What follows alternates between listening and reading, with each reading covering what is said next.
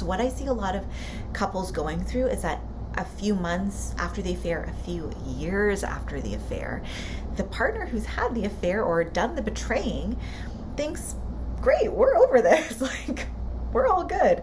And the partner that has been betrayed thinks, I'm holding so much in. I still think about this every week, or whenever I watch that show, or when I look on Facebook and I see my partner's, like the affair partner's posts, I still think about this still impacts me. I'm still not sure that my partner loves me or wants me. I'm still unsure and I still don't trust, but I don't feel comfortable bringing it up because I feel like my partner thinks I should be over this. And so if your partner has recently or even not so recently found out about an affair, there is actually something that you, as the injuring partner, the partner who has had the affair or betrayed your partner, can do to help speed up the healing process. It's going to help your partner know that you really care about how they're feeling. So it's counterintuitive because often we think that we should just kind of not bring things up. If our partner's not bringing things up, we don't want to talk about it. It's uncomfortable. But the technique that I'm going to give you, and the thing that's actually helped a lot of my couples get to a place where they trust each other again, is that the injuring partner, the partner who cheated or who had the affair or who betrayed their partner, brings up the conversation of, hey, how are you doing with this thing that happened? How are you feeling? Is it still on your mind? What parts of it are still on your mind? When are you feeling triggered? And what this does is it lets your partner know, the betrayed partner, the injured partner, the one who has felt betrayed, it lets them know that you really care about how they're doing. And not only that, you're taking responsibility for the fact that you did hurt them. Not only that, you are showing them that you are willing to put yourself in an uncomfortable situation in order to talk about their feelings. So what you're showing them is that their feelings really matter. Because what can happen when a person is betrayed is that they can start to feel like their needs, their feelings, their wants they don't matter. Like they as a person don't matter. And so any way that you can show your partner after they found out about the betrayal that you actually care a lot about them and that they actually matter a whole lot, so much so that you want to bring this up and have this conversation with them, even though it's uncomfortable for you. Any way that you can do that is going to be a good thing.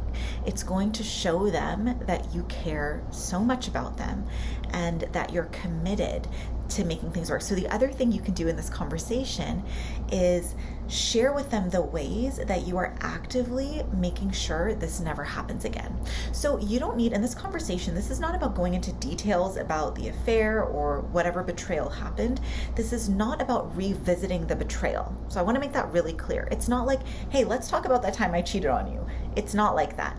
It's more about, let's talk about how you're doing in relation to this thing that's happened in our relationship that I did to our relationship.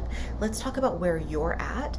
Let's talk about, what's upsetting you lately. Are there things that have been triggering you that you haven't been telling me about? Are there things that you want to share about your emotional process or about, just the things that have been on your mind? Are there things that you want to maybe strengthen in our relationship? Is there something I can be doing to help you feel even more trusting or build that trust, to help us build that trust? Is there something I could be doing differently? And let me tell you all the things that I've also been working on to make sure that this never happens again. So again, not about rehashing the affair or the betrayal, but instead holding space for your partner to be hurting and to be feeling crappy about the whole situation, holding space and letting your partner know that's okay.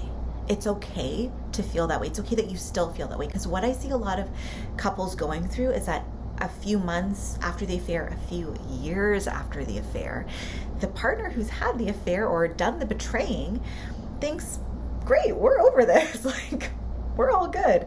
And the partner that has been betrayed thinks, I'm holding so much in. I still think about this every week, or whenever I watch that show, or when I look on Facebook and I see my partner's, like the affair partner's posts, I still think about this still impacts me. I'm still not sure that my partner loves me or wants me. I'm still unsure and I still don't trust, but I don't feel comfortable bringing it up because I feel like my partner thinks I should be over this.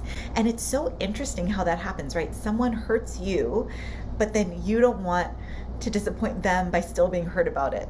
So this dynamic can happen quite a bit. And what I've noticed is that with my couples who engage in this process of the injuring partner actually bringing this up, like once every couple weeks, even once a month, what I've noticed about those couples is that they heal a lot faster than the couples that don't do this, because the person that was betrayed recognizes the work that their partner's putting in because they're able to have this conversation about it. If you're the injuring partner, bring this up. Bring it up once every couple weeks or once a month, or if it's really fresh and you notice your partner's struggling a lot, bring it up more often. Tell them, I'm here for you. I'm here to, listen to what you have to say. I'm here to talk about how this is still impacting you. And I recognize that this is going to impact you a lot longer than I would hope that it would. I want us to be over this, but I know that it's going to take time, and I'm going to have to actively be involved in the healing process. Because what also happens with couples that have had affairs is that the person that was betrayed feels like it's all upon them to do all the healing and to get over this thing that's happened to them. And they're like, I don't want to get over this thing that's happened to me. It happened to me. Why should I be doing more work?